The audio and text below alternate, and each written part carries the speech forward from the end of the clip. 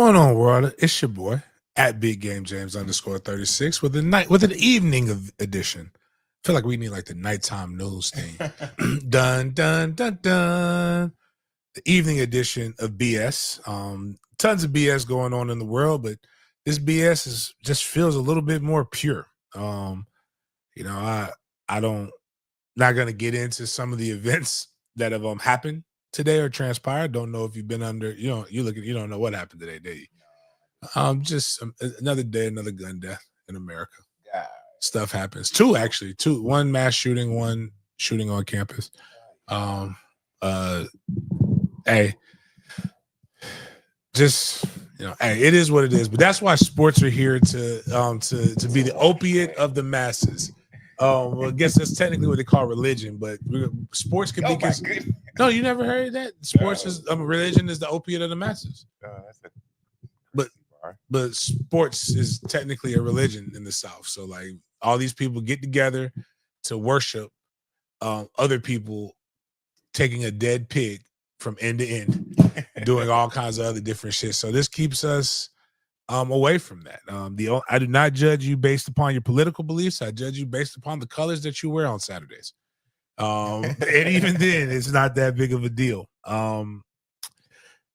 Yeah, it's a funny world, but I did some good stuff today. I don't know if Jaden was able to get it. Were you able to get it? Did you see my tweet about the school? Yeah, it's in there. Okay, well, we'll get in there. That shows you why I should look at the show notes. That Jaden does such a great job of making sure he emails us. But I like this surprise. I like the element of surprise. We have our official winner, Jason Farrell, won the Pigskin Pick'em. Make sure if you are colored, you will get a chance to be able to take part in the Pigskin Pick'em. It's $3.99 all the way up to $99.99 for all-in members. All-in membership, you get to experience the big games in the manner in which Big Game speaks. Jared Williams, this is not an FSU pod. I want to be clear. This is not an FSU pod. This is a potpourri pod, if you would. We speak about everything, but we will not be speaking about that. But we will talk a little bit about FSU. We'll talk about Florida. We talk about the NFL. We talk about the Jaguars. We talk about a lot of other different things. I'm just a guy who happened to play at FSU that speaks on those different things. But before we get started, I want to give everybody the opportunity to be able to jam the like button and say your greetings to different people. And we'll start our show off the same way we start our show off each and every day. You already know what time it is, dog. Thank you, God, for another day. Thank you, God, for another day. Thank you, God. God is great. All the time. All the time.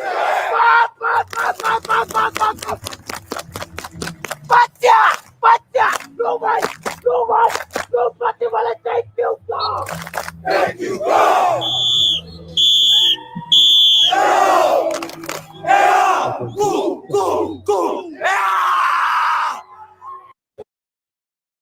Nobody will be better than me at blowing the whistle on the war chant, Grant Gray. If it wasn't for James, if it wasn't for Big Game, there would be no celebrity whistle blowing, even though Link is a Florida High Seminole. Shout out to my dog, Link, doing those different things. So we started off with our propers. Let's go. Let's see what direction the show shall take. Kick it off, Jaden.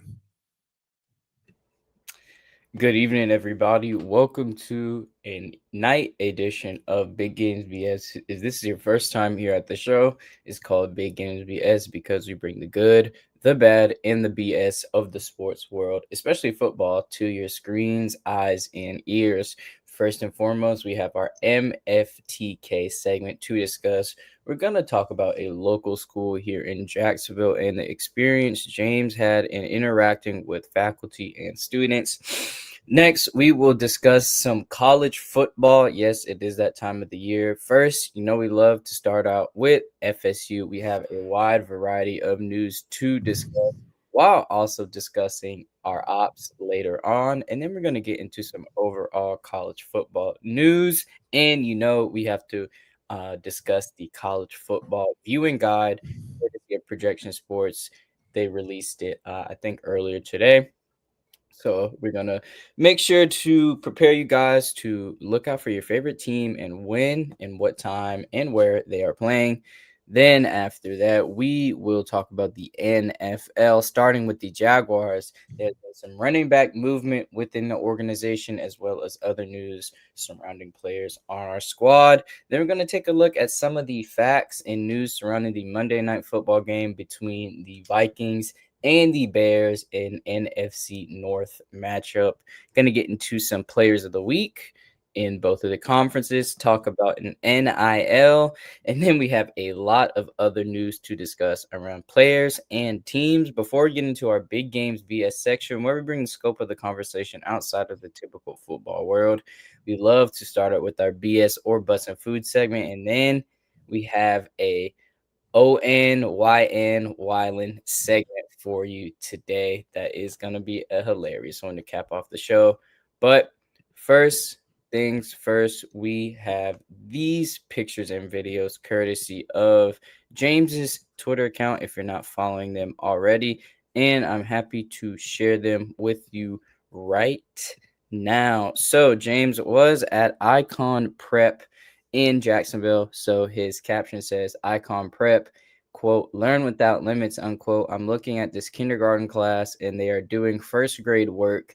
This is cool. I really encourage you guys to actually visit and get involved with local schools. We actually have the video put up next, James. But before we show the video, what experience, well, how would you rate your overall experience, at Icon Prep? I go straight up 10 out of 10. Very interesting school.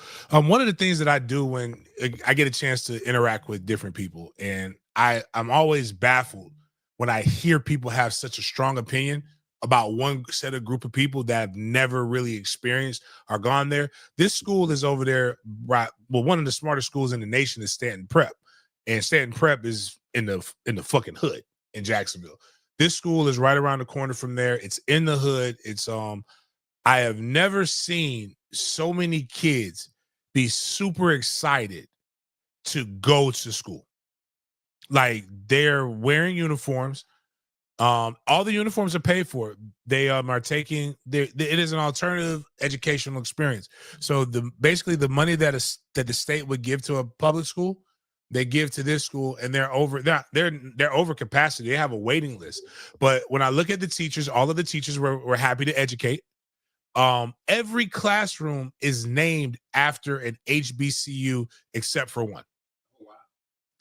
The one classroom, and I don't know how I feel about it, but it's their way of doing it. And regardless, I have a saying, the standard is the standard, right? Educationally, what school does everybody say is the standard? If you can put in the comments, if you said this college is the college of all colleges, which school would you say? What school would you put out there? Somebody said, I'm going to the smartest college that you can go to. Yeah, it's Harvard. So, like, they say Harvard, but the guys who started it were FAMU, FAMU alums. The guy was over it. Remember, I used to take the boys to Black Santa. Oh yeah. Black Santa is over this school.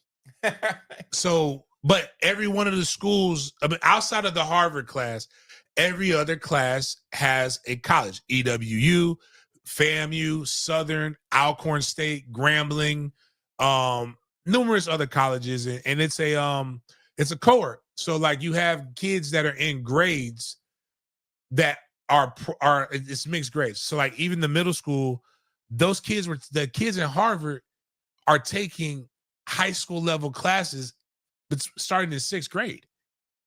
And so it's like, really, it's intriguing. It's like, but they're all doing well. It's crazy what happens when you actually stop stereotyping people and you actually give them the tools to be successful. I literally just we're in halfway point in the first 9 weeks in elementary school. So I'm going to the kindergartners. I'm thinking they're gonna be trying to color inside the lines. And I pick up this thing. These kids are doing word problems, like reading, like they're reading, and then they have to answer what they read. So it's reading comprehension. And I'm like, wow, they're doing good. And so we talked to the teachers about some of the different things that they need. We will have a video that we will be putting on our socials that should be up here in the next couple of days. I would like for you guys just to take a gander. This is one of the schools I'm going to partner with. I like what they're doing. I gave every kid in that school a book bag. Every kid at not my MFTK ones. The principal wanted to implement a clear bag policy. So every kid in that school has a clear backpack. Every year, I will make sure every kid in that school is equipped with a clear backpack, but we will promote the school. We will talk about the mission. I thought it was very, very cool. I also love bands. I am a band geek. I wanted to be able to do all the bending in the drum line shit, but I couldn't do it. My back doesn't work like that no more. But this is really, really cool. These kids, I got like, they were going, man. They were doing this for like a long time, man. It was crazy. Like I was tired for the Jits. But let's listen to the children. Jaden, your thing is on mute again. But like we have in the video that's gonna get shown eventually, man, we got them singing their school mantra. It's gonna trigger some Florida State fans. They do it to swag surf. But it's like very positive. It's like it's my experience with public schools or in the inner cities. I want to take some of you people that are listening to this, and I want you to come experience life with me. And I promise some of my pilgrims, I really want you to come, and I promise you it's going to really change your perspective on a lot of other stuff. Just like when I go out here to the sticks. I'm probably going to get back into training a little bit. I got a kid on a lacrosse team. His family, like they basically run Best Bet or they own it. I don't know, but they got bread. But I like people to experience other cultures so that you can know what the other side is really doing. These are going to be the kids. This is our future. But let's listen to the future drum line of FSU.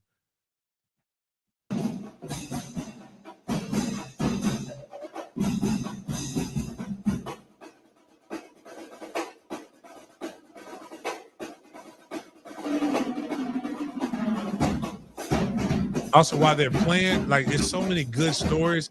This young man on the drums, on the snare, right under determination, and then the young man on the far end are one of five kids, five siblings that attend this school. Their parents were extra active, and this school is a safe haven for them. They lost their mother in a tragic accident on one of the bridges. Like one of the kids that goes there is in kindergarten. She's 5 years old. She probably won't even remember her mom. But like this is why it's important to have these community centers and these community hubs that for the people. This literally is. They keep these kids here from 7 a.m. till 6 o'clock. Like they're there all. They feed them.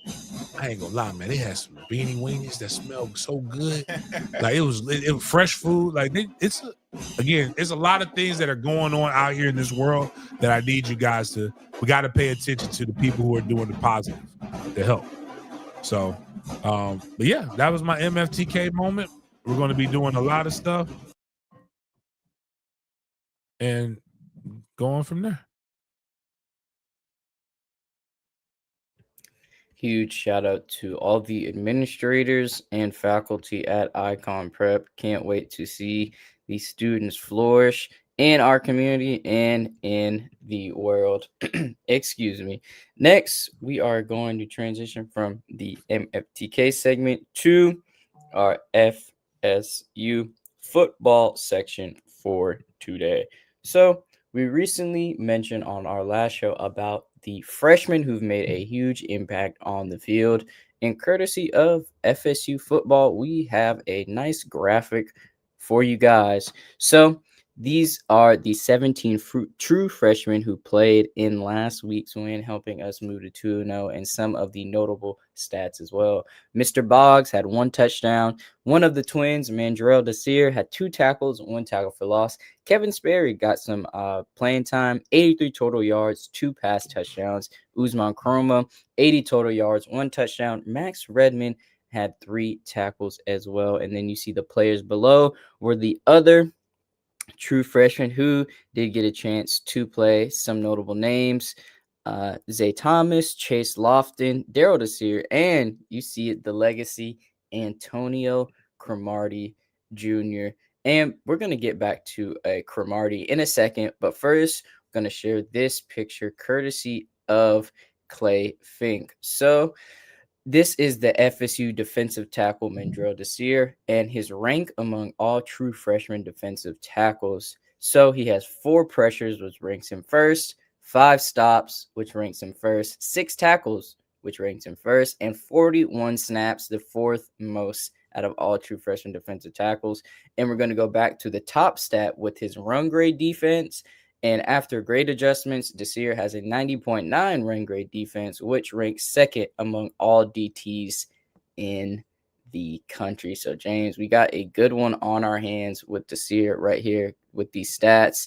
And, man, he's just been a beast on the field for sure. Love seeing him work, man. Love seeing him work. Definitely, he's an overachiever. One of the him and his brother, diamonds in the rough when it comes to this draft. I mean, to this recruiting class, and that's not even including Wynn, who's we got some. Wynn is the one that we all was expecting really really high things for, but man, we it's crazy, but man, just blow that up again. I want to just shout out Josh Storms. Can we give Josh Storms a round of applause, please, Miles? Because Josh Storms is the man. Look at the. I gotta throw a pause in there, a heavy pause. But look at the arms. Can you see that he's been lifting? Looking very good. I mean, you can tell he's been working out. Side note, is like the NCAA just said fuck safety now, huh? Like, look at the pants. The pants are just like they are not even. You can't even call them football pants anymore. Can't even call them capris. Damn near calling them coochie cutters that these boys are wearing. These boys ain't wearing. They're gonna start wearing jock straps and shoulder pads out there in a little bit, man. But shout out to Storms, training these guys very very well, doing their thug dizzle. Shout out to Florida State's weight room and the meal prep. We have some more news and statistics from Amari Williams. So, according to War Chant, Amari Williams is officially the only player in FSU history to have a sack and a receiving touchdown in the same game. He's already making history, James. This is a stat we'll never forget as a fans, but he'll never forget as a player. This is one for the history books for sure. Man, imagine getting a sack and a receiving touchdown and figuring out you're the only player in your school's history to do so. It must be a great feeling. Yeah. Again, as I said this in the preseason, especially after watching them here in Jacksonville, that this young man has the ability to be able to be the line version of Travis Hunter, and he's able to give you some good pass rush. Because again, a lot of people think in order to play both ways, you have to play every snap. They have pass rush packages. They have tight end packages. Something that we're going to do with the Gator Bowl, Bowled Up Ladies on Friday. Me, Toby, Chris Jones, and another guy, young man, played at Miami and Virginia. We're going to discuss with women about personnel packages. You got 10 personnel, which is a running back and no tight ends, so that's 4 wide receivers. You've got 20 personnel, that's 2 running backs, 3 wide receivers. You've got the base packages of most teams, which is called 11 personnel. That's 1 running back, 1 tight end. You got 12 personnel. We used to call it Houston package. The Houston package, that's 2 tight ends, 1 running back. You've got 22 personnel, which we used to call 2 tights. That's 2 tight ends, 2 running backs. You've got you got zero person. It's a lot of different ways that you can go and do a lot of the different things in that matter. But this young man is extremely talented. Dad played in the NFL. Mom's active. Mom was supposed to be mom listens to the show. She was supposed to be at the tailgate. She said she's sliding through the Miami tailgate, so we're gonna hold her to that. Hopefully she'll come hang out with us. Good people, good kid. Love the fact that he's balling and he's having success. A guy who's supposed to be, this was supposed to be his first year in college. He early enrolled. Not early enrolled. He reclassed up. He was a 5-star in the 2025 class, reclassed to the 24 class, came in, got some burn, younger, but he's doing this thing, man. Love it. Need to see more guys like this balling out so that we can continue to rise to the level and play FSU football. We mentioned Antonio Cromartie Jr. being one of the 17 freshmen that got a chance to see the field versus East Texas A&M. And we have some more legacy lineage to discuss with the Cromarties. So FSU has offered Julian Cromartie. Shout out to the Cromarties, and you can see Antonio Cromartie quote tweeted Julian's tweet offer, and man, just excited to see the legacy. James, I know it's something that you extolled previously, that FSU should get all these legacies, no doubt get these legacies committed, and it seems like they're following your path, your words with Julian's offer. So this is the big wide receiver that just moved with him to Texas. He came to the FSU FSU Alabama game a couple weeks ago. He has another son in San Diego that's a DB that we need to go ahead and offer him too. Julian's supposed to be playing on the MFTK Spartans, so we gotta get him out here, get him on the other side of B5 along with some other. We got Crumeny, we got some other big time players in the Tallahassee area. I told y'all, man, we coming for this shit, though. Next year is gonna be crazy. It's going to 2025 is a blur. 2026 will be a movie. That is the goal. Is to do so much more extra fly shit that I don't know how I'm going to be able to do it. I don't know how I'm going to accomplish it. Don't know how I'm going to have the energy, but we will figure that out later. But the biggest thing right now is offer all Cromarties. And I just got to get my sons. My sons on board to where they're just doing. You know what? I got on Crow about like, damn, son, like, you know, Jit had 2 tackles, man. You over here giving them a C, like what the fuck going on, bro? Then I thought about it. Passing. It is passing, but I thought about it. Like people be telling me about Trey. They be like, man, your son nice, and I'm like, really? I don't know. Mm-hmm. My problem is I see B5, and I hang out with Kobe, and I question if I'm a good enough father, and I don't know. I don't know if that's the right thing to do, but I told Crow and them when they made the announcement on the show, when we talked about it on the show when he committed. I don't cry. I know this. I'm taking a week off. I'm not going to post. I'm not going to do anything if they offer my son, or forget the offer. If he commits to Florida State, I'm going to walk away, and I'm just going to be like, you know what? I don't know, because I just that's one of those things that just really would warm your soul. I feel it. Speaking of warming your soul, FSU football has opened doors for NIL opportunities as well for a track star. So huge shout out to Florida State's Mekhi Danzy signing an NIL deal with Adidas. So Florida State's 400-meter ACC record holder and dual sport standout, who also lines up as a wide receiver, has signed an NIL deal with Adidas, running courtesy of FlowTrack. So the partnership will focus on his track and field career as he continues to shine both on the track and the gridiron. He shared his excitement about the deal, saying, quote, "Signing with Adidas is a dream come true. This brand has such a rich history in sport, and to now be a part of that legacy is an incredible honor. I'm excited to represent the three stripes as I continue to chase greatness on and off the track. Huge shout out to Mr. Danzy for getting that NIL deal with Adidas running, man. Huge shout out to you. I'm gonna be honest with you. I still feel the way I feel, but I feel a little difference. Shout out to Louis. Put up Louis, his thing up there. He definitely we gotta go with that, Makai. We're gonna steal this. We still work here. All day I dream about, sprints. Dun, dun, dun, dun, dun, dun, dun. Like that's the killer mic I actually like. I like all of the other stuff, like the good, the not the woke shit. I hate woke has gotten a bad rap. What would we call it? Not philanthropic.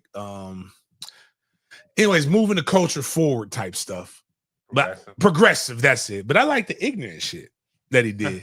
Like the thing with Trey. Have you seen the meme where they like the type of woman you're gonna get when she drinks wine? It's like all nice and just classy, but then they got liquor.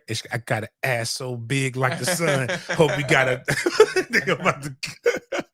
but nah, shout out to my dog. They're using him in a manner in which is gonna get him drafted. Like he's running routes. They're using him on end rounds and sprint outs. I think they're gonna set Miami up with it. You got to bite on you. At this point, he scored 2 touchdowns on it. And he's world-class speed. You better be on your Honda when he's running that jet sweep. They're going to pull that bitch and they're going to throw it to somebody. Or they're going to do some kind of other action off of it. But Makai is going to be one of those guys that can legitimately do both. And I am here for it. I'm excited for him. He will be a Tallahassee legend. He would be like T-Pain and all of the other cats. And couldn't happen to a better kid, better family. Hard work works. Love it for him. Speaking of the FSU offense that Mr. Danzy has contributed to, we have this post courtesy of College Football Alerts about the leaders in college football for offensive yards per game. You see FSU did crack the top 10 with 555.5 yards per game as of now. 2 games into the season. USC is at the top, 676. Then you got Tennessee, Texas Tech. You got the Razorbacks right there. Missouri, Ole Miss, Georgia Tech, Washington, Oregon. And yes, FSU did crack the top 10. Just wanted to share. Damn, Georgia Tech at 5, like with Haynes King? Yeah, the hell Brent Key got going on up there? Shout out to Brent Key. I got to get Amari Harvey on another Florida high grad, Diamond son. They come on here and chop it up. Maybe they get another big victory. I'm gonna have them come on. I'm gonna have her set that up for me. And lastly, we're going to close out our FSU segment with news revolving Ethan Pritchard. So, suspects arrested in connection with the shooting of FSU football player Ethan Pritchard. And we're going to read from this ESPN article discussing this topic. So let's get into it right here. I'm going to share my screen with you all like this. So 4 people have been arrested in connection to the shooting of Florida State linebacker Ethan Pritchard. So Glass, who is the Florida Department of Law Enforcement commissioner, said Pritchard was, quote, not doing anything wrong, unquote, when he was ambushed outside an apartment last month. He added that Pritchard was dropping off family members, an aunt and a child, when he was shot in the back of the head. Excuse me. So Pritchard, a 6'2", 224-pound freshman from Sanford, remains in critical but stable condition at TMH. He was shot August 31st while inside a vehicle outside apartments in Havana, according to Gadsden County Sheriff's Office. So the Gadsden County Sheriff Morris Young said authorities believe Pritchard's shooting was a case of mistaken identity.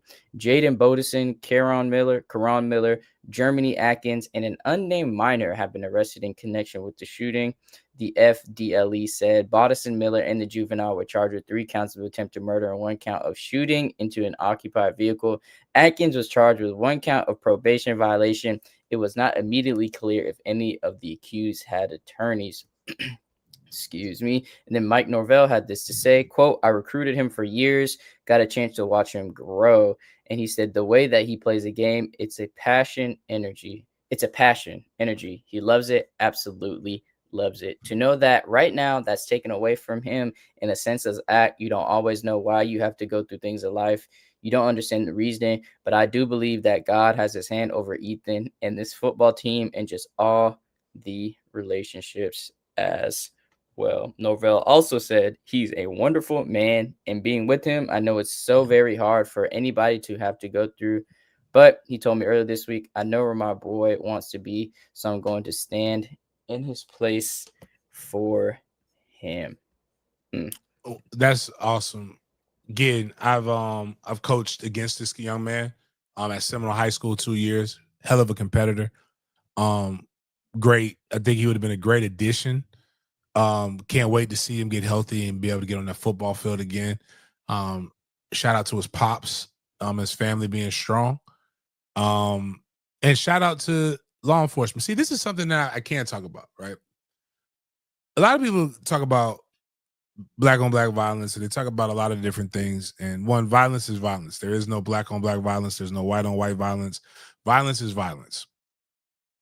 And I think we need to, if we really want change, we have to address it like that. There are some systemic and there are some issues that come out of certain neighborhoods that are more fiscally responsible and that are also just bonding. And it's because there's a lack of different things to do. And it's no excuses. But I also like to see when the law works. And I want people to realize this with one of the things about the state of Florida, as crazy as they think we are.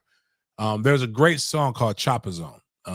By this poet Algernon. I think it's Algernon Johnson. I believe that's his name. You guys may know him as Plies, but when he first came out, he had this song. He had this great mixtape, and the Chopper Zone to start off with this. And excuse me if this word is particularly offensive to anybody, but there's a $5 billion a year restaurant you can go to that starts off with this title, and that people are offended that they changed the look, but it's called Cracker Barrel. But Algernon starts off in this poem. He says, these crackers got this law called 10-20 life. These young boys got this law called stay low and keep firing. I say that because 10-20 life is a deterrent, is a major deterrent. If you pull a gun in the commencement of a violent crime in the state of Florida, if you are convicted, you have a mandatory 10 years. Do not pass go. Do not collect $200. You are going to jail for 10 years. If you fire the weapon, you do not have to harm anybody. You don't have to kill anybody. All you have to do is fire the weapon in the commission of a violent crime, and you get mandatory 20 years to life. I don't understand why anybody would want to just be running around shooting guns off recklessly, knowing that this is what you may have to face. So, got him, lock him up, throw away the key. You shouldn't be shooting at people, regardless of the reason and the rationale of why you shot. You were not in any imminent danger, even if you thought you were. And the reality of the situation is, you shouldn't have been on the block, hanging around, looking to see who's coming out there to scope you. So, yeah.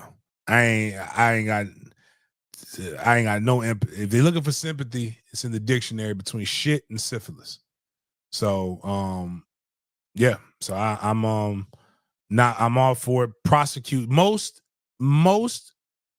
good people will say, please prosecute them to the fullest extent of the law. Don't be coming around here asking me to put on no shirts about free little nuck and little pistol starter. I ain't got no problems with them boys going to the booty house. And that's right where they need to be at.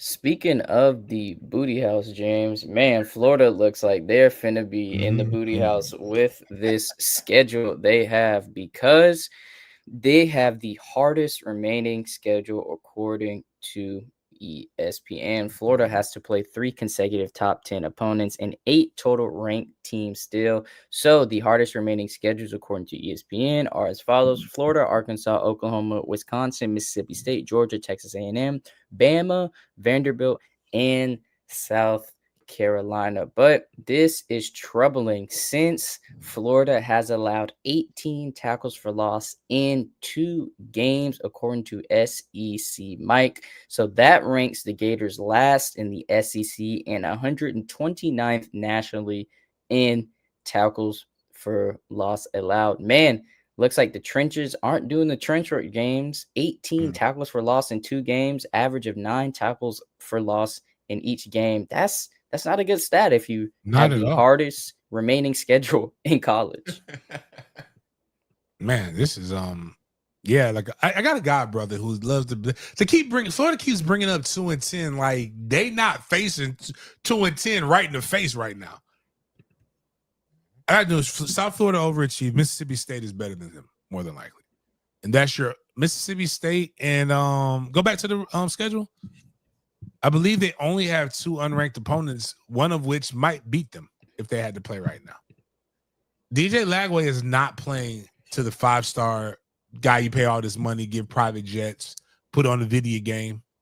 Like, he's not playing to that level at all. I mean, there are people I care about over there. Like Trammell. Like I want Trammell to play, but I don't want Trammell to get hurt. I need Trammell healthy when he transfers out. Like, and I cheer for him and all those different things. I need Drake okay. Like, LSU, if LSU jumps on them early, oh my God, it's going to get bad.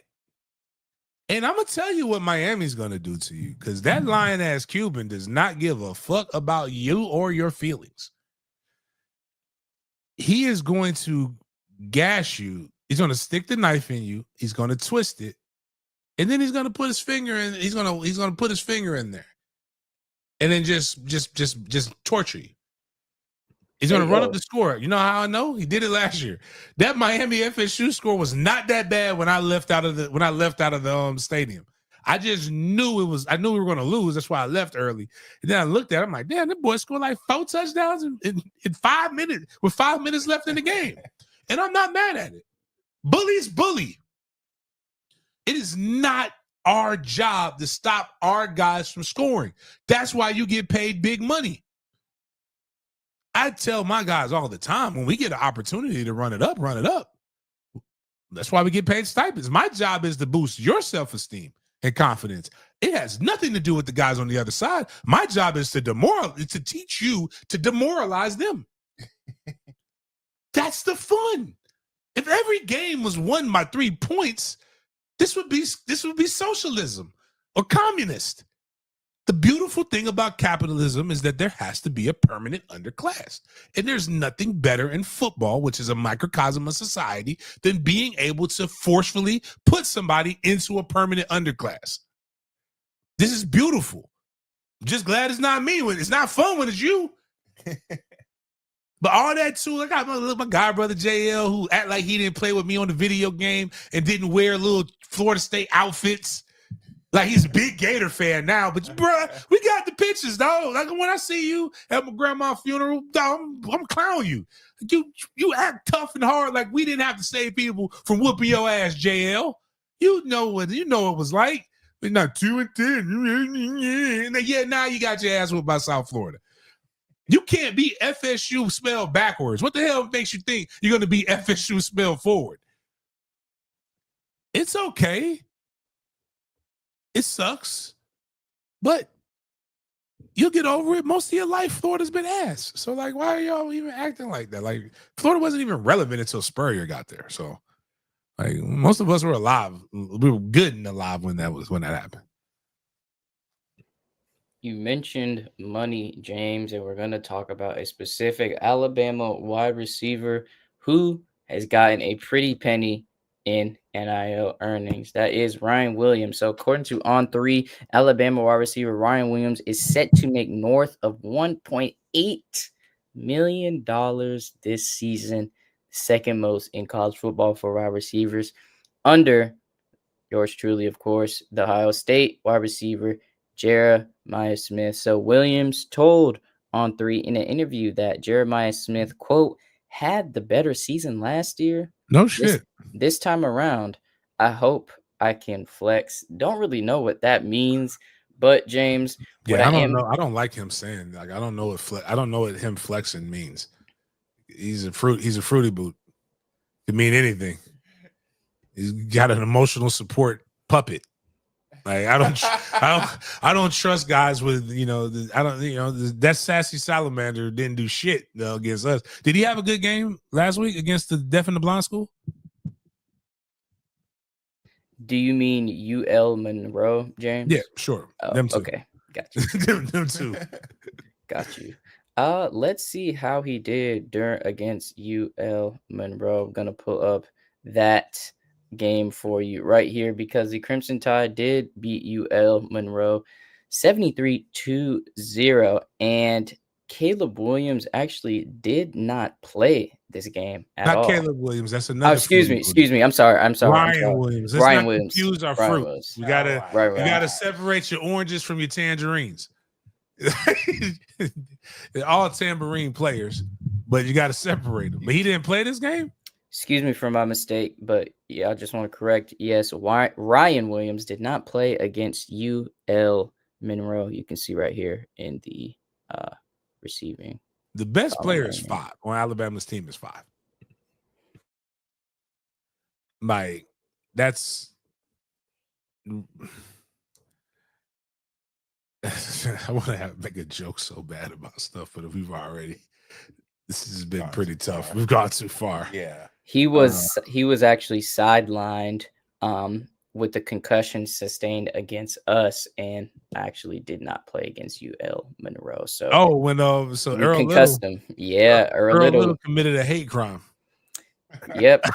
Earl Little came down and said, "What did the 5 fingers say to the face?" Smack! Like just caught him on the sideline. We got to call him Young Crash Out. He's a YCO. King Cook. We do not have to travel to Kent State, brother. We are not the University of Miami. We do not go to Ducks. Ducks come to us. That game is at Doak Campbell Stadium at 3:30 p.m. To the 284 plus 58 people watching between our Twitters, could y'all please make sure y'all venture over to the YouTube stream. The YouTube stream is where you can comment. We can read your comments if you're colored or if you pay a super chat. We will put your comment to the front. As well as if you're a member, you are able to participate in the Pigskin Pick'em, college football Pick'em, and it's too late, but we do have a special fantasy football league in which I got my ass whooped this week. Was not fun. Shout out to, I think it was Mike Williams beat the shit out of me, but Pigskin Pick'em, Jason Farrell won the Pigskin Pick'em, the college football Pick'em. My boy Dev won. So while we're going into that. Going into let's go back to the regular schedule programming, Jaden. Speaking of programming, huge shout out to Projection Sports for posting their college football and NFL viewing grid guidelines for you right here. So we're going to move throughout the week and talk about some notable games that you might want to tune into. So on Thursday, tomorrow, you have a college and NFL game for you. So NC State and Wake Forest are playing on ESPN at 7:30. That is a key ACC matchup. That should be interesting to see how NC State does. And then on Prime Video at around 8:20, it looks like the Commanders are going up to Green Bay, and they're going to play Micah Parsons, and the Packers. Should be a great Thursday night game on Prime as well. And then you have the Friday night slate of college football games as well. No notable games here unless you're a Colorado and Houston fan, Big 12 fan. They are playing on ESPN at 7:30 p.m. Indiana's playing Indiana State as well. Then we're going to move on to the Saturday games. FSU has a bye week this week, so we're not going to be discussing them. But if you look at the A, B, C row at the top, Wisconsin is playing at Alabama at 12. Georgia is then playing at Tennessee, and that is the college game day game, if I'm not mistaken. That's going to be at 3:30. And then Florida is playing at Death Valley at night at 7:30. So, that's going to be Talk about a season that could be over in by week 3. But that's actually a decent SEC slate. So Alabama's first test again out of conference. Kudos to Alabama for playing 2 out of conference teams. Wisconsin isn't the best team in the Big Ten, but they're a physical team. And what did Florida State do to Alabama that doesn't normally happen? Florida State out physical Alabama. Again, Nick Saban is not walking through that tunnel, but Wisconsin should give them a test. We'll see if Alabama will bounce back. Right now, if you're a Florida State fan, you know what SEC team you should be rooting for? The same SEC team that everybody else roots for most of these years, Alabama. We should be roll tribe, roll tide. That's what we should be right now. The more they win, the better our strength of schedule looks. Georgia at Tennessee will be interesting to see because Georgia is going to play a physical brand of football, but they don't have the irony of not liking Carson Beck, putting out what y'all putting out is asinine to me because your quarterback is ass juice. But it'll be nice to be able to see if they can do something, if they can make that game. And nothing would make me better than the fake Cajun Brian Kelly putting a smack it down on the Hogtown homies for the University of Florida. So those are the best games, to be honest with you. All eyes will be on that. I may get a little frisky and watch Boston College versus Stanford. Any other games on there that you think you might want to take a gander at? Yeah, if you look at the first column on the way, technically would be the second column on your left-hand side. For the ACC fans, Clemson at Georgia Tech at 12 p.m. as well. Should be a great game. Diamonds boy. And then you have the ACC and American matchup between South Florida and Miami at Miami on the CW, however. The CW slate of television this Saturday. That's at noon. You'll see Gilmore Girls. At 12:30, Charmed. Then public broadcasting all the way up until 4:30. 4:30, you'll see the University of Miami versus the South Florida Bulls. After which, you'll see the Wayans brothers, reruns, marathon of the Wayans brothers. I should get Dawson's Creek. Dawson's Creek might be in there too somewhere. They should have in their contract the ability to pull games from the CW. This game is too big for the CW. But if you guys remember, the CW is where it gets weird. And every game that's been played on the CW, an injury or something wild happens. That's where Jordan Travis got hurt. Didn't Miami get upset on the CW 2 years ago? The upsets always happen on the CW. So South Florida is 17 is a 17-point dog. No, it'll be Miami. Yeah, my bad. Yeah, they're down 17. You might want to. I don't know, man. I don't know if they could do it 3 weeks in a row, man. But I may put a little points on that, man. Put a little down on that. I mean, BCU scored 14 points on Miami, I believe. And then you also have Texas A&M versus Notre Dame, the 16th and 8th ranked teams going at it. Then right below that, you have Vanderbilt at South Carolina as well for any of my SEC fans listening to the show. And then you also have these games as well. Not really too let's see. Yeah, I mean, the only real games you might want to take a look at if you're Floridian is FAU at FIU. That might be of interest. And then the Carolina games, East Carolina at Coastal Carolina as well. Ohio is playing at Ohio State, but those are your college football viewing guides for this weekend. And we're going to talk about the NFL viewing guides on Friday, but just wanted to show you guys the college football viewing guides for this weekend. So hope you guys enjoy the college viewing guide courtesy of Projection Sports, and hope you enjoyed looking out for your team. So with those matchup, James, Fox CFB put out this post: who is most likely to have a ranked upset?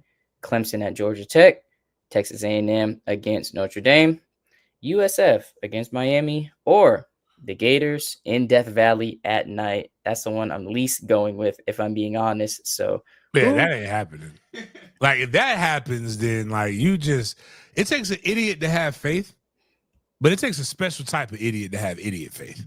The only way you betting on that for Florida is if you just got money to blow. I'm going to be honest with you. I think Georgia Tech over Clemson. I think Dabo is reeling right now, and the message has gotten stale. They came in with a bunch of hype. K. Klubnik was considered one of the best quarterbacks returning and number one in the draft on most mock boards. They also had 4 D linemen with NFL draft grades. And they are not playing like a team like that. Hopefully, they will figure it out eventually. I just don't want them to figure it out anytime soon. But Clemson is going crazy.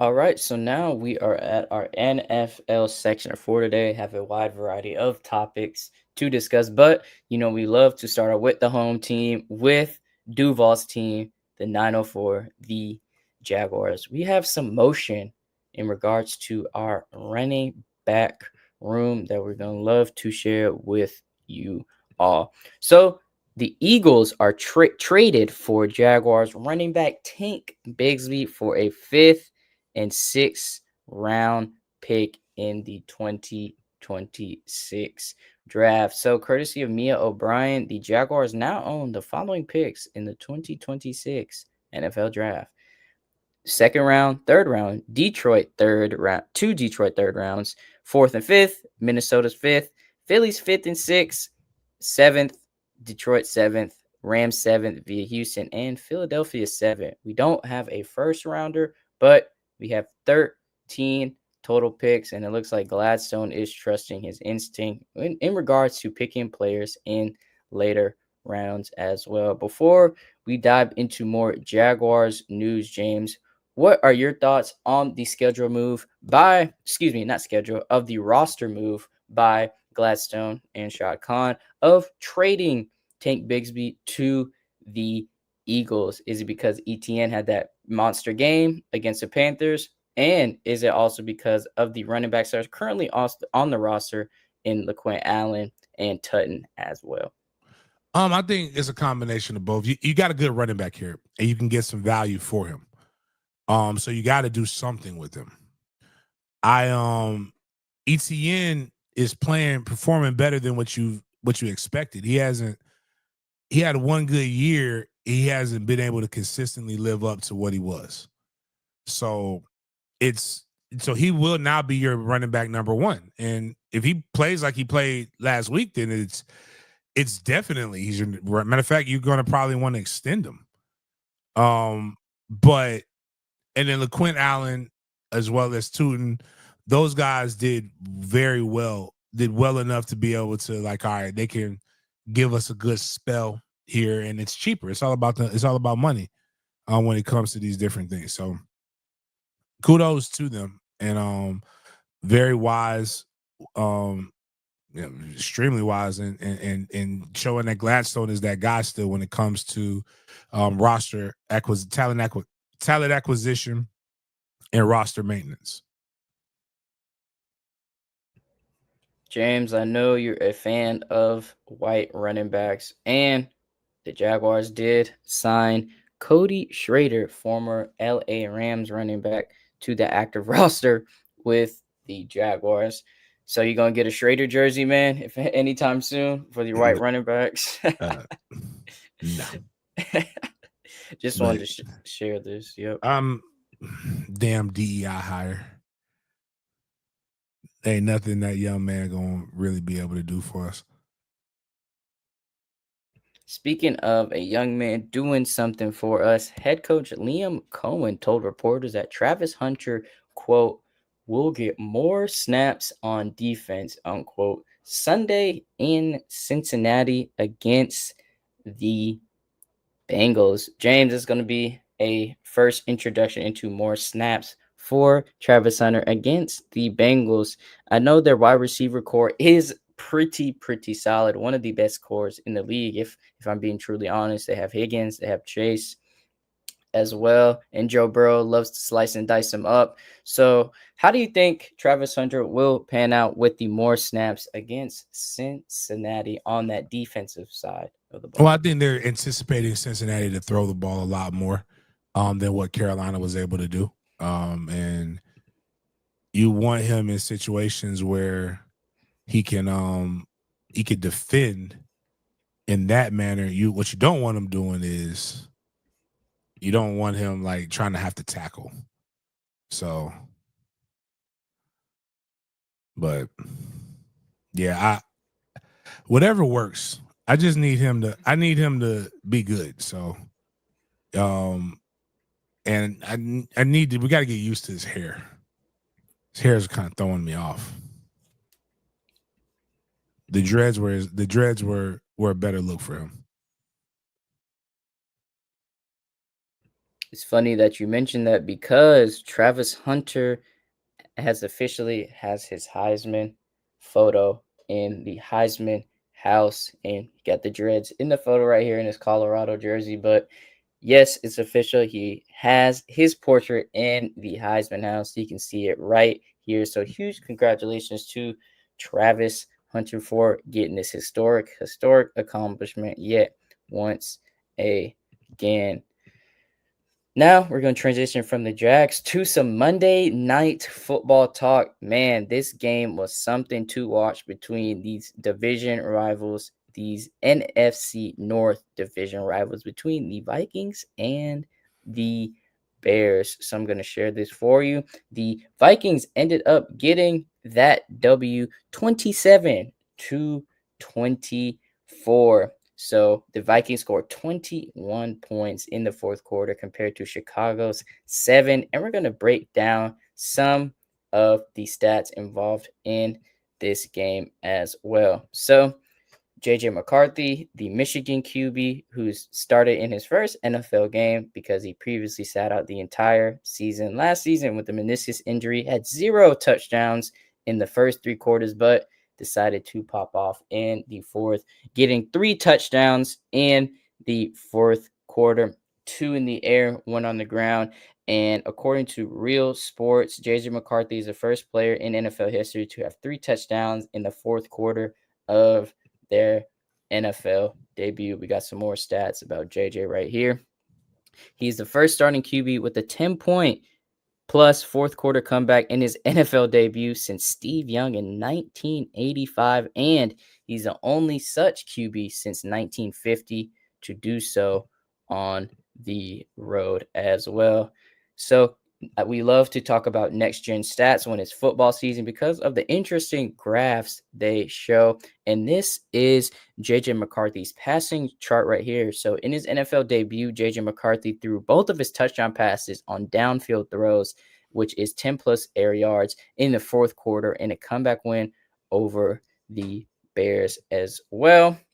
And then we also have another stat about JJ. So he's the first player in NFL history to have 2 10-plus yard passing touchdowns and a 10-plus yard rushing touchdown in the fourth quarter of any game. And yes, that was his debut.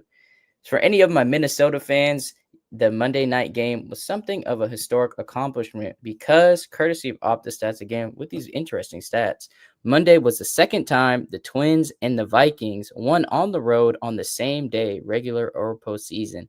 The other came on 1985 when Minnesota rode the arms of Burt Blyott Levin and Tommy Kramer to victories at Cleveland and Tampa Bay. respectively. So we're going to get into the statistics of this game and talk about the other quarterback involved as well. So I'm going to share with you the box score to this game. Caleb Williams started out the game great. He was 100. He had 100% completion percentage with I think around 9 or 10 attempts, going 9 for 9 to 10 for 10 before going 21 of 35 for 210 yards, average of 6 yards of completion. He had 1 touchdown and he was sacked twice. He had a QBR of 63.8. JJ McCarthy went 13 of 20, had 143 yards in the air, average of 7.2 yards per completion, had 2 touchdowns, and he had a pick six he threw early in the game that kind of shifted his mindset a little bit and caused him to go off in the fourth. So on the rushing side of the ball, Caleb Williams had ran on the ground, 6 carries, 58 yards. He had a rushing touchdown as well. DeAndre Swift, 17 carries, 53 yards. Jordan Mason, the former Niners back, 15 carries, 68 yards. JJ McCarthy, like I previously mentioned, 2 carries, 25 yards, and had a rushing touchdown as well. Aaron Jones Sr.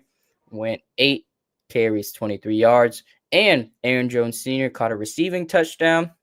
And Jay Jettis had 4 receptions for 44 yards and 1 touchdown as well. So, James, from this Monday Night Football game, are you more impressed with J.J. McCarthy's performance since this was his first NFL game, or were you more disappointed in Caleb Williams' performance because he missed a wide open pass that could have been a touchdown? He overthrew it, and he threw a nasty hospital ball to DJ Moore that actually caused him to get stunned a little bit and had to get helped off to the sideline. I'm more disappointed than Chicago Bears defensive coordinator. How are you up? Was it 17? Was it 17-7? 17-6. How are you up 17-6 and give up 21 points in the fourth quarter? Just take your fucking ball and go home. Why are you fucking throwing the ball when you're up by that much?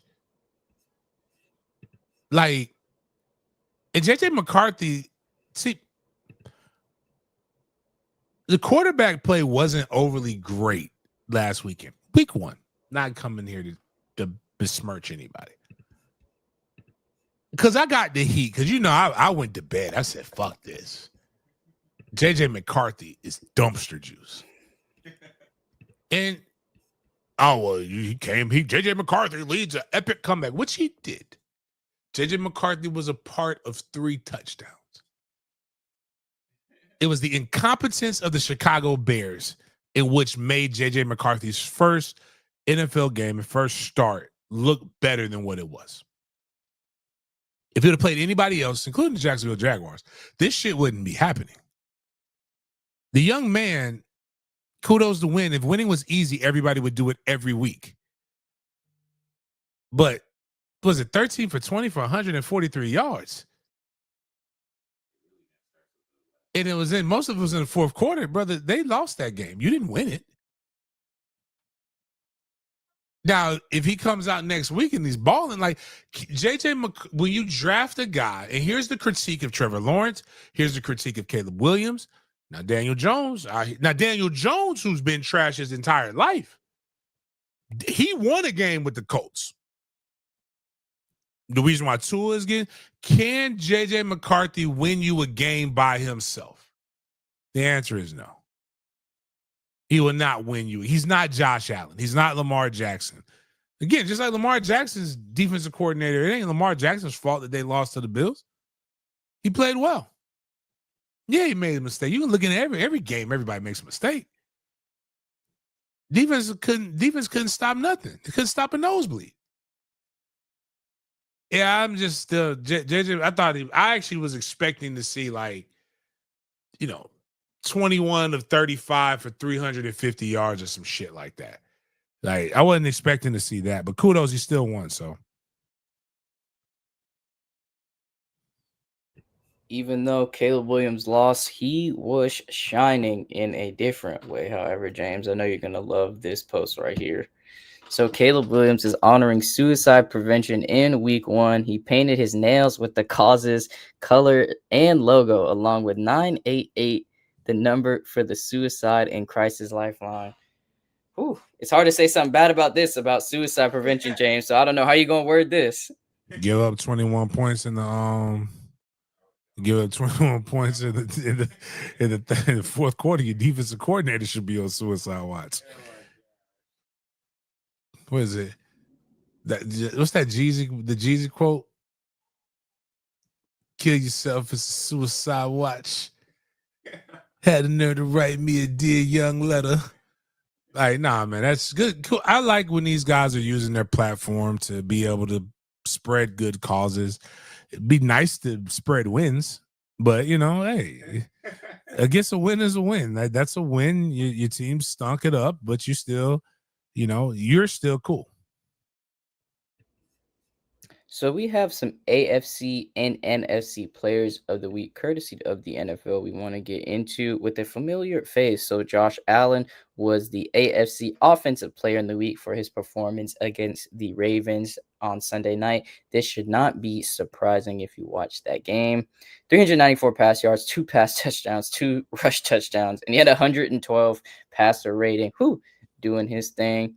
And then yes, you see it, the Jaguar right here getting that AFC Defensive Player of the Week, Olukun, as our linebacker, 10 tackles, 1 forced fumble, and 1 interception as well. I know, excuse me right quick. I know you said kickers aren't real people, James, but Chris Boswell was the AFC Special Teams Player of the Week. But we're not on that. We are on our linebacker right here doing his thing against the Panthers. 10 tackles, 1 forced fumble, and 1 interception is a nice stat line to start the season.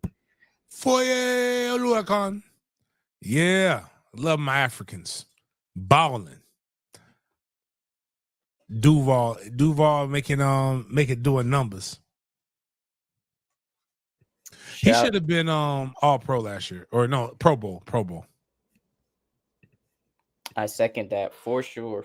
Hopefully this year he will get a chance to redeem that as well. And we're not going to forget about you NFC fans out there. James, the NFL gave JJ McCarthy the NFC Offensive Player of the Week with his performance against the Bears. Thought that was pretty controversial as well, but it was his NFL debut, so I see why they kind of cater towards that. On the defense side of the ball, you had Rams linebacker Nate Landman, 10 tackles, 1 forced fumble. That's an insane picture, by the way. I love it. Like, that looks like, when I think of a white linebacker, he looks crazy. He does look insane. And then you have the NFC Special Teams Player of the Week, Cameron Johnson, wide receiver for the Tampa Bay Buccaneers, who had a 54-yard punt return. Just wanted to update the football fans out there for their players of the week. And speaking of updates, the NFL, these are the NFL's top 5 players in receiving yards from week 1. And your illegitimate son cracked the list. James, Keon Coleman came in 4th with 112 receiving yards, but he was behind Zay Flowers, who had 143. Puka Nacua had 130. JSN, a.k.a. Jackson Smith-Njigba, who had 124. And CeeDee Lamb, who had 110. Man, Keon had a great game against the Ravens. Man, love to see him crack that triple-digit receiving mark. Shout out to him. Shout out to Keon. Next, we'll move along for you guys. So if you watch the game Keon was in with the Ravens and the Bills, you might have seen a fan shoved DeAndre Hopkins and Lamar Jackson. If you saw that video, the fan has been indefinitely banned from the Bills, and not just the Bills stadium, NFL stadium. So this is courtesy of a Bills team official. He announced that the fan was ejected for shoving DeAndre Hopkins and Lamar Jackson, and like I previously mentioned, indefinitely banned from Bills and NFL stadiums. So did you see his apology video? This man got just he got shoved. It wasn't that violent. This man got a whole neck brace on. Like he got in a car wreck. Like, come on, dog. Like, this is what I don't like about fake tough guys.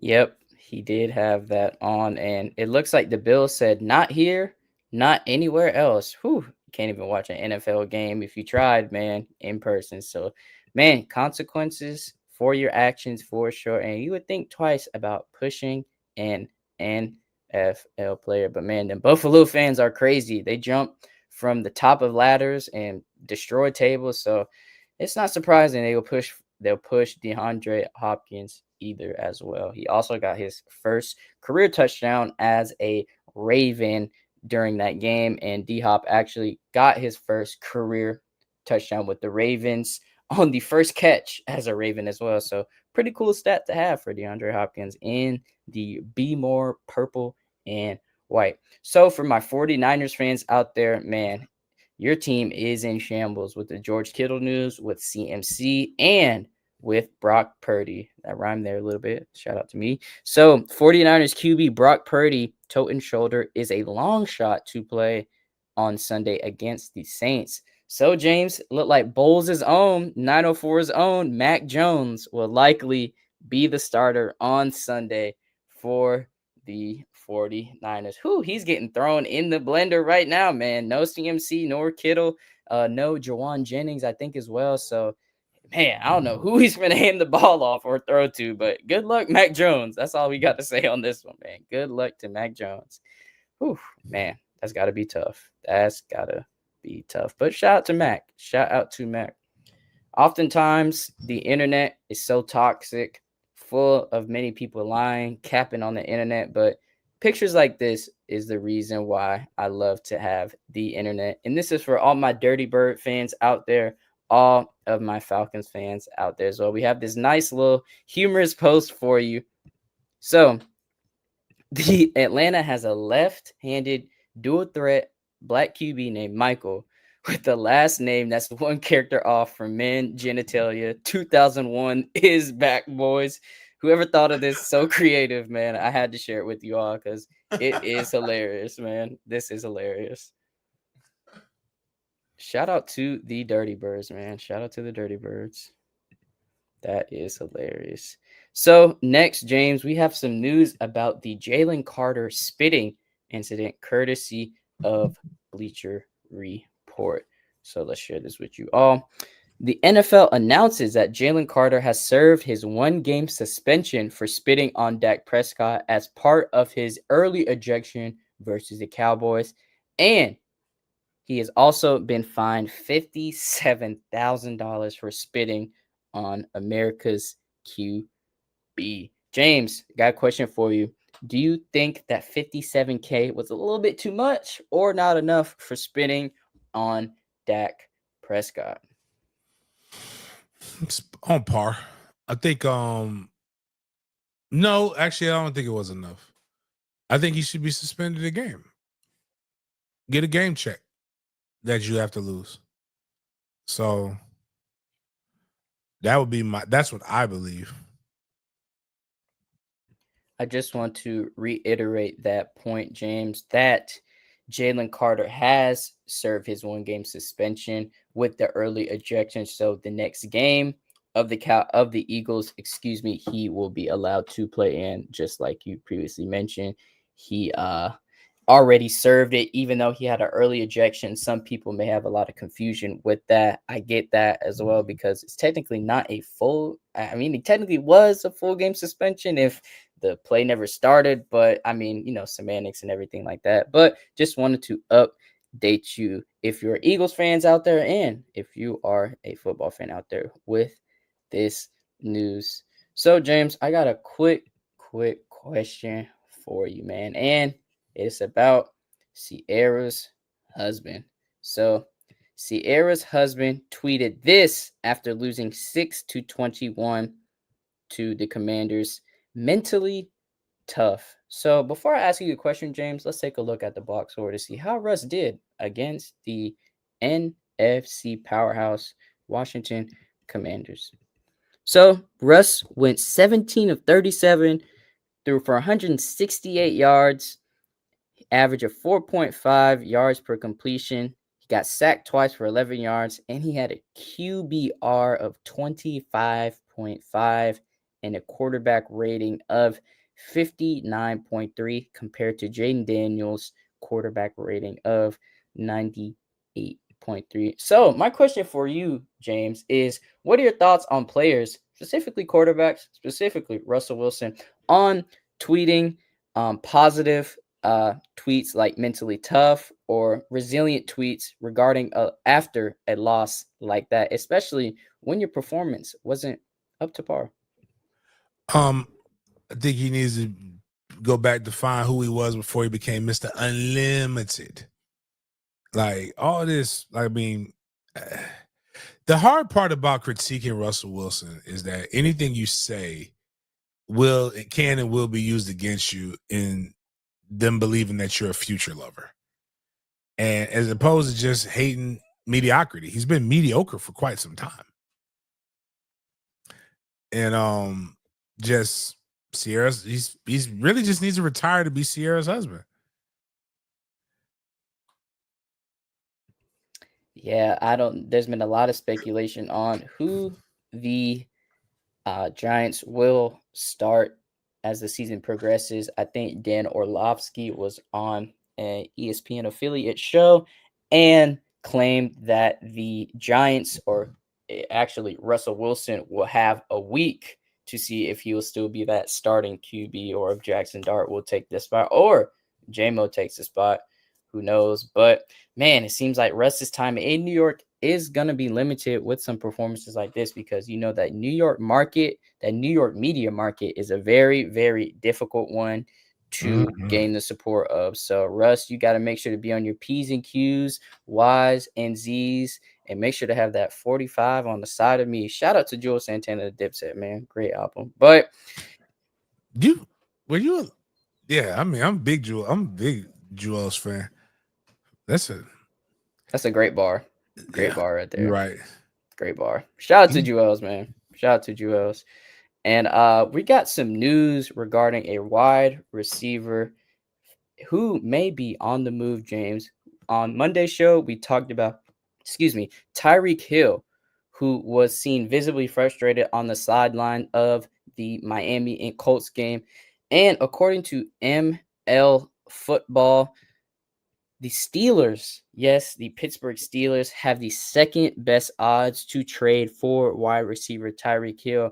All my Steelers fans in the chat, please let me know what you think if Tyreek Hill would come to your squad. So Hill is an 8-time Pro Bowler and 6-time All-Pro and would like to win another Super Bowl. So the Pittsburgh Steelers recently got quarterback Aaron Rodgers, who did well against his former team, the New York Jets, going 22 of 30. He had 244 yards, an average of 8.1 yards per completion, and he had 4 touchdowns in the air. He also had 1 carry for -1 yards, but his wide receiver core is who we are about to discuss. Excuse me for the hiccup right there. So DK Metcalf led the receiving core with the most targets and the most yards with 4 receptions for 83 yards, average of 20.8 yards per reception. Calvin Austin, who scored a reception touchdown, 4 receptions, 70 yards. Then you have Ben Skowronek, who had 1 reception for 22 yards in a tutty. Jalen Warren, 2 receptions, 22 yards for a tutty. And Dronu Smith, who had 5 receptions for 15 yards and a touchdown as well. So everybody in the chat, my question to you is, how effective would Tyreek Hill be on this Pittsburgh receiving squad if he decided to request a trade and if the Steelers agree to that trade? My personal opinion, I think DK Metcalf would benefit greatly from having Tyreek Hill, that speedster, on the field with him as well. A lot of the biggest knacks against DK was that he can't be your wide receiver one. He's not an elite prolific route runner to be that wide receiver run. He obviously has a threat with his legs and with his physicality on the blocking side of being a wide receiver. But man, having Tyreek Hill on your team is a cheat code, and having Tyreek Hill with a quarterback like Aaron Rodgers seems to be a great method to get some touchdowns as well. I believe there's been a statistic that Tyreek Hill hasn't had a over 30-yard catch since earlier in last season. So he's missing those 30-yard bombs that he used to get with Tua, that he used to get a lot with Patrick Mahomes.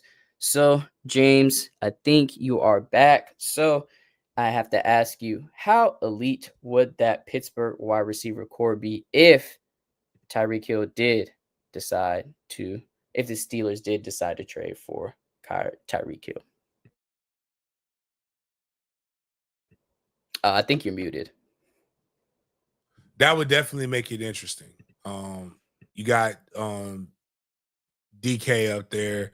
Now you have your guy that can actually, keep the defense honest. And you got Aaron Rodgers, who is a savvy veteran. You got more weapons. So, man, that's that would make them really hard to beat. They do have an elite defense as well, so getting Tyreek Hill would seem like a great fit. I just want to shout out Jonnu Smith as well. I know he only got 5 receptions for 15 yards and a touchdown, but he was targeted 6 times. He was tied second most for the greatest amount of targets, only behind Calvin Austin and DK Metcalf. I just want to shout out Jonnu Smith because I think he's going to be a really integral part of the Steelers offense, especially with his versatility and size. He's like a tight end, wide receiver, multi-use player. So, man, the Steelers looking like they're not trying to fire Mike James after all with this potential trade. So, hope that is true. It was starting to look like the football version of Major League, where they were just like, they were trying to get rid of the team, and they just kept tanking them, just kept making all these bad decisions, and they win in spite of. But this might work out for Mike. The problem is that 2 of the teams in this division are just really good, and they're they're a lot younger at key positions than them. The Bengals and Ravens, I assume. Yeah. Yeah. Sure. Bengals and Ravens, and then I forgot the Bills are in another. All right, another. It's just the AFC is where the strongest teams are. Outside, they beat up on each other, and then Philly is just there. Like, and it looks like Detroit's window might have closed. We'll see. We'll see what goes on with this upcoming weekend. See if they can actually look like a competent team again. Fun fact for everybody listening to the show, former Detroit Lions offensive coordinator, now Chicago Bears head coach Ben Johnson, and Detroit Lions head coach Dan Campbell went winless in this week 1 game. They both went 0-1. Dan Campbell losing to the Packers and Ben Johnson losing to the Vikings on Monday Night Football. So many fans are speculating that, man, that Detroit machine, that well-oiled Ford machine, is looking a little bit different. Might need to take it to the dealership to make sure everything is working properly, if you get what I'm saying. So we are going to discuss our Big Games BS section for today. We are going to start out with our BS or bussin' segment for today, our topic, and I don't know how you're going to feel about this. I don't know how the fans are going to feel about this, but we're going to go down to Texas. People say everything is bigger in Texas, and sometimes bigger is not better. So, James, I'm excited to see what you're going to say about this Texas TCU item. So much hot dog chatter. Might as well introduce the half-acre Korean corn dog in section 109. a hot dog plus mozzarella cheese combo dipped in ube batter, fried in panko, dusted with ube powder, and drizzled with the sweet and spicy honey. Try it this weekend and get back to us on your thoughts. And this went crazy. You can see it has 900.9 thousand views. So, James, is the half-acre Korean corn dog a BS or bussin' verdict? I don't like the fact that they made it purple. Yeah, that thing looks like a penis. Yeah, everything else, and then just what is ubi? Ube is a purple yam. It's very common in Asian countries as well. That's why they paired it with the Korean corn dog. And the ube ice cream is very good as well. I love ube ice cream, but it's a purple yam. Kind of looks like a piece of shit. Yeah, that's what I'm thinking. Like they could have just made it a regular corn dog with like cheese. That would have been cool. Look like Dookie. Yeah, like this just looks like you had a really hard poop. Like you're constipated. Which is probably what would happen if you eat this. But I mean, I'll say it's probably if you can get over the look, it probably is busting. I ain't even gonna hold you. It's probably delicious. It might be delicious. But we are not gonna know unless we see the fans try it this weekend. So I'm gonna be on the lookout to see if the fans are enjoying the half-acre Korean corn dog. I wonder if TCU ever had any fried frog legs, since they're the Horned Frogs. Maybe they tried it in the past in the games, but I think that would be cool if they did it. But I honestly don't know how much frog legs are going for nowadays on the market, so might be too costly. But I guess that's why they're going with the half-acre Korean corn dog. Let us know in the chat if you think this is BS or bussin', if you would try this in the TCU stadium as well. James, we have a ON/YN Wildin segment for today, and it's about this Atlanta rapper who's been going out sad. That's none other than Young T Thugga, aka Young Thug. So he was recently in an interview with Big Bank, and he had a lot of viral moments in this interview that we can't even count. But courtesy of @SoGiddy on Twitter, he arranged the top 5 funniest moments in the Young Thug interview. It's around 2 minutes long, and man, this is hilarious. So let's get into the video, James, and let's see what are your thoughts on the top 5 ranked Young Thug interview moments.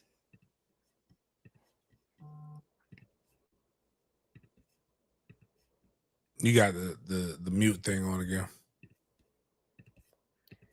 Okay, give me one. He looked like he might have lost a little weight. He was fluffier in prison. For sure. He was definitely hefty in that jail cell. I'm going to share it with you again. All right, it looks like it should work this time around. Fuck that, nigga. We go to prison for the rest of our life. Whoop they do. We go to prison, nigga. And we fight to get out this bitch. And we beat these folk. Whoop they do. We beat them. We go forward. We got created you, nigga. Well, God created you, but I help. Once you rat, you turn gay. And I don't got nothing against gay people. It's gay people that work for me. But when I look at you a certain way, if I look at you, if I meet you and you gay, it's like, okay. If I meet you and you portraying that you a man and you not gay, I don't got nothing against gay people. Yeah, no, you know what I'm saying? If you portraying a certain, wait a minute, pause real quick. Yeah. Pause real quick. You know why I never listened to Young Thug? You know why I never listened to his raps like that? I thought he was gay. That's why. Like he was dressed, he was wearing the dresses, he was calling guns dicks, and he was like talking about sucking your boy, like saying that's how me and my partners talk. I'm like, no, that's not how. Like, no, like, what part of the hood is this? Like, I've never like seen this. Like, that's why even with lifestyle, like I wanted to listen to it, but I didn't know what lifestyle. I didn't know what he was talking about with lifestyle, you know. And then he was like, something wrong with the pussy, and I'm like, is there really something wrong with it, or does it just make you feel icky? Because again, if you like, I don't listen to Saucy Santana. I just can't relate to their music. So but it's ironic. And then he also was one of the guys that said if he ever went to jail, he was gonna get some titties, so that he can go like that. With the idea that maybe he'll go to a women's prison. But like, when you look at all of the other different things that he was saying, it looked like he just wanted to make sure he was getting himself prepared so that he could be the baddest bitch in the men's prison. So I just don't understand. And didn't he rat? Didn't they come out and say he's on paperwork? I don't think. I think we need to change this. It's if you're a civilians can tell. Yeah, civilians need to snitch. Now, if you're in the game and you are actively participating in the game, that's wrong. Like you got caught, like no, you need to maybe if you got saved in prison, I would be cool with it. But that's why I'm not trying to be any of this stuff. But let's listen to more of his outbursts and just weird behaviors. I can't look at you the same. Yeah. I ain't mad at you for being gay. So what? Everybody, whoever gay, they gay. So what, nigga? I don't got no problem with gay people. Gay people work for me right now. Yeah. I'm damn near around gay people every day because they work for me. I don't got no problem with them. I don't hate that I even brought this shit. I don't want you to take it out, but I hate I even brought it up because I don't even want the LGBT. I don't even want that community to even think that I'm against them. I'm overly with y'all folks. When you got out of jail, you didn't help Slime at all. Savage sent money to Thug. Wham sent money to Thug. Pluto sent money to Thug. Cash sent money to Thug. Drake sent crazy bankroll to Thug. Gunna didn't send no bankroll to Thug. Gunna didn't pull up on Thug mama. Gunna didn't pull up on Thug family. So where the music at, Slime? You just played with some hard ass shit now. Why that shit ain't that? The fuck is a nigga thinking about? Cause I just don't got my twin, bro. I don't got my friends, bro. I'm just fucked up. Right? I'm fucked up, bro. The nigga who I be with every day, I don't got him no more, bro. I'm fucked up, bro.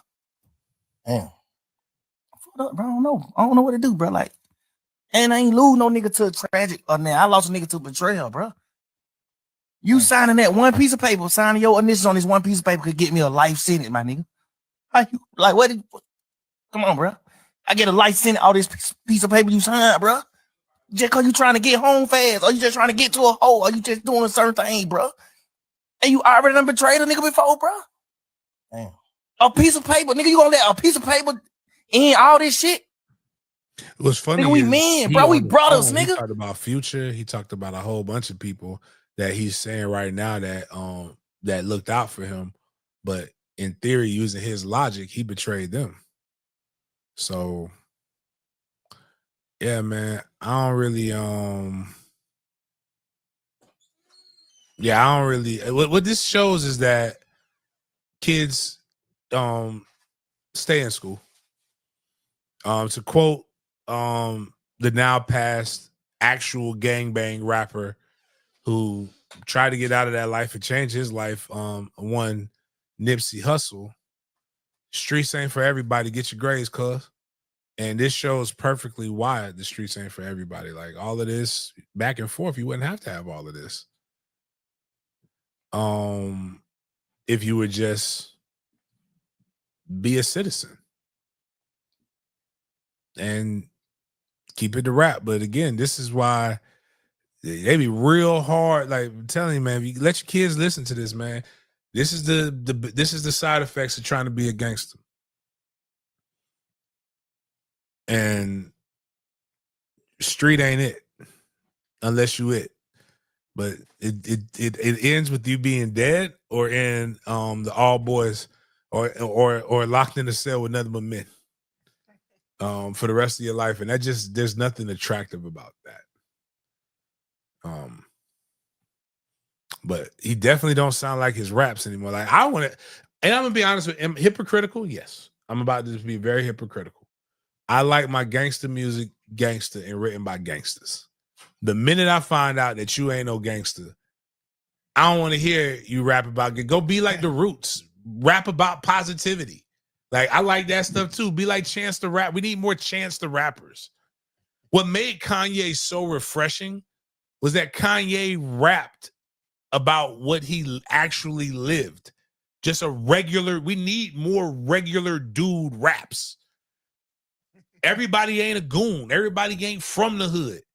what was appealing about Drake for a little bit. He was a little hormonal and light-skinned, but Drake was rapping about trying to get girls and heartbreak and nobody likes me and all that other stuff.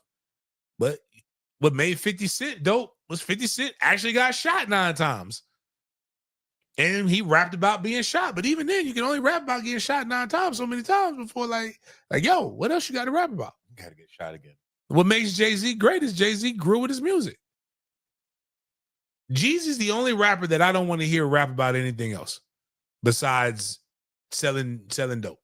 Pusha T as well. I don't think Pusha T can rap about anything else besides cocaine. Who else? Like, but for them, like we need more guys who's the like the Roots, like Black Thought. Black Eyed Peas was great. Like that's the joint, that's the jam. Turn that shit up, play it again. Like why you can't have no songs like that? Gucci definitely was what Gucci definitely was that. But even Gucci changed. Gucci had to get locked up. Boosie really lived his raps. But you see what Boosie finna go back to the boot house. It ain't positive, but you know who still makes good songs? Who? Project Pat. Project Pat is a preacher now, I thought. What? Yeah, he's got that a was ministry. this song that it can't be. Man, somebody put Mos Def. Mos Def had a song, Miss Fat Booty.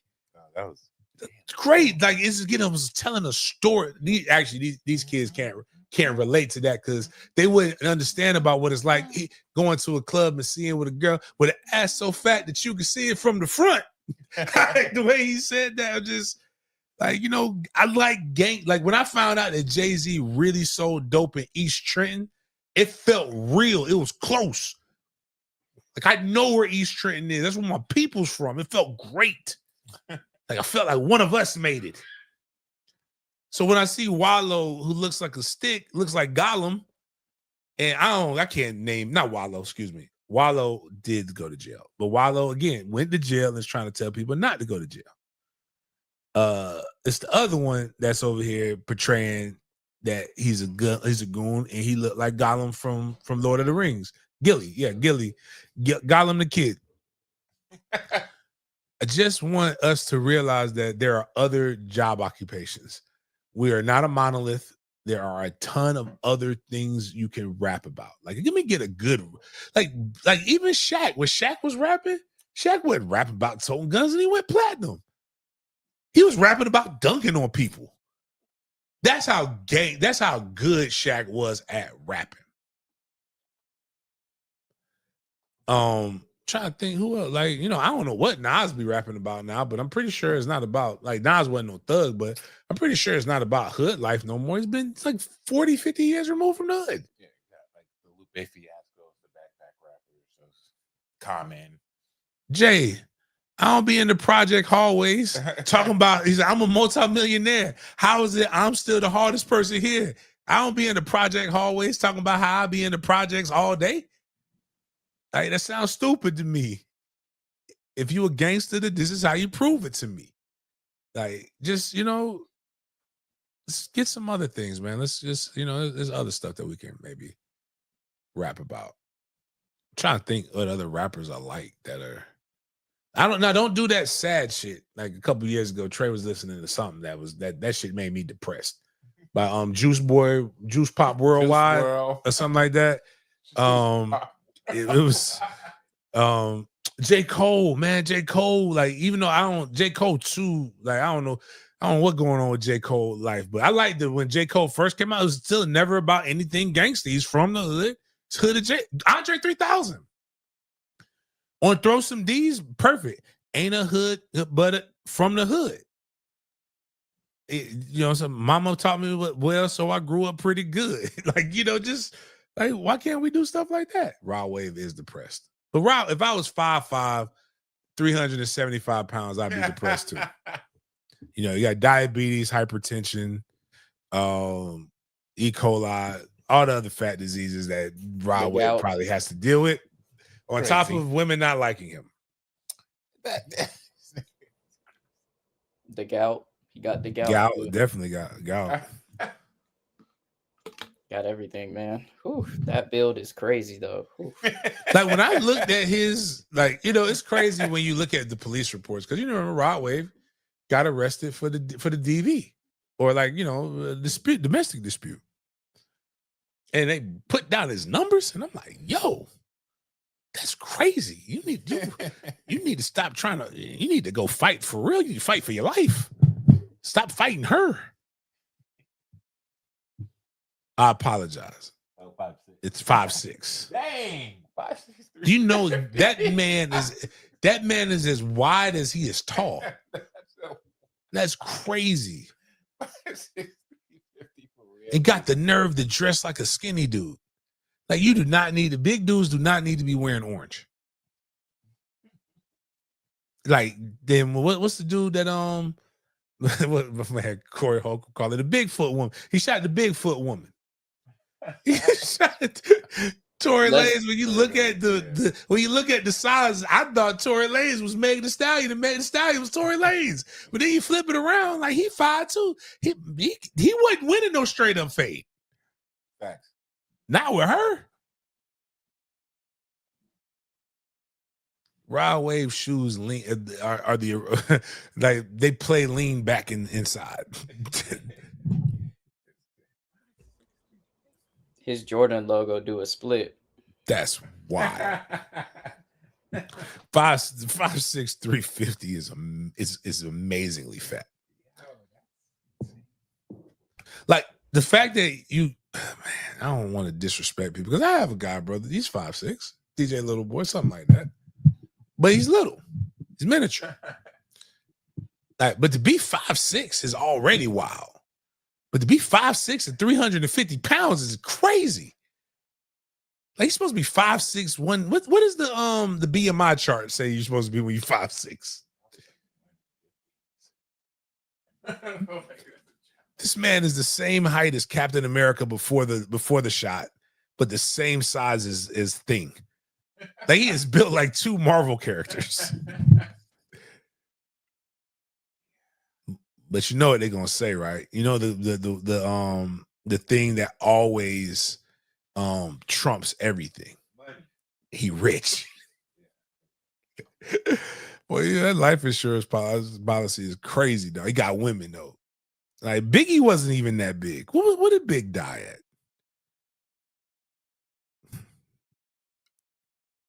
Biggie's stats. Cause like we may be calling He was really big. I mean Big Pun was big. Biggie was 395, they said. But he was 6'2". Yeah. That's a big difference right there. Yo, Jib, you wild for that, bro. My dog said, Jib, for those who's public knowledge, he's my friend. We talk all the time. We're in different groups, and his name on IG is Hot Wheels. Jib is in a wheelchair. My guy Jib says his license, one, it's crazy that he has a license, says he's 5'5". Like, yes, you're 5'5" sitting down, my friend. That's what I'm trying to figure out. What my guy, but Jim, I don't want to be on the road when you're driving. But you know, but I'm sure you can do everything that everybody else does. But if y'all, That's crazy. but 6'2", 395 is fat, right? 5, he's big. He's still bigger than Biggie.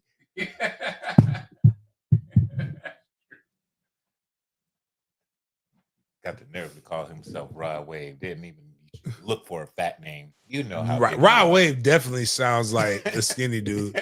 Who's the dude that makes the song The Box? Them in the box, them trebles top. Wasn't he a Rod something too? Roddy Rich. Yeah, see, you see, he's doing that, and he's making us think of the skinny. Because I called him the Hood Kirk Franklin, because his songs just sound like something. If Kirk Franklin were a rapper, he would be like Roddy Rich, but like he's skinny, and then you go, okay, I'm listening to the Rod dude, and then you hear the hormonal song. Okay, he sound like a skinny light skinned dude, and then boom, he got the Saucy Santana beard, and How big is Saucy Santana? I was let me look that up. Is Actually. Saucy Santana 5'6"? 6'1". Dang. Oh, yo, my bad. Sorry. Apologies. Apologies, ma'am, or sir, or whatever you want to be. It's a 6'2". And so, oh man, 6'2" with heels. Oh my God. That is terrifying. Shit. Oh, I've seen 5'8". So he's in where, okay, we don't know what that motherfucker is. Anyways. You can't find his way. It's like he's tied to it like a woman. He is a woman. You know what I'm saying?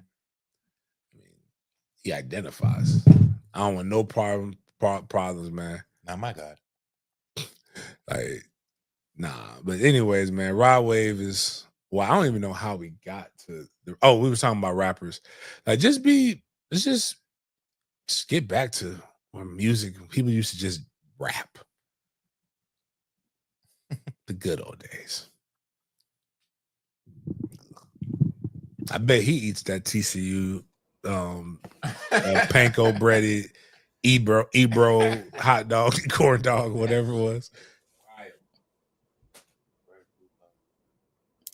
That's all I had for tonight's show, James. Any last words to the listeners out there as we conclude our Big Games BS show for the evening? On the road to 7,000, we're I don't know how many hundred short. We're a couple hundred short. So for the many of you guys listening on Twitter, make sure you go to Den Media Group on the YouTube. Check that out. Once we get to 7,000, we'll give away $500 immediately on the next Big Games BS, along with $200 to a member. A membership costs $3.99 all the way up to $99.99.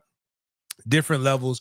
You can pay through YouTube. You can go to MFTkFoundation.com, or you can just hit me up on the sidebar. We will make sure that you get that.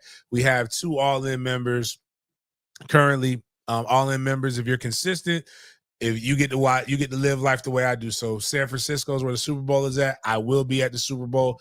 Come hang out with us. If you want to know what the Super Bowl is like, go look at some of Jaden's social media. It looks like it's pretty cool. Friday, we have Mandarin versus Bradford High School. Should be a good game. Will be streamed live on the channel or the Recruit app.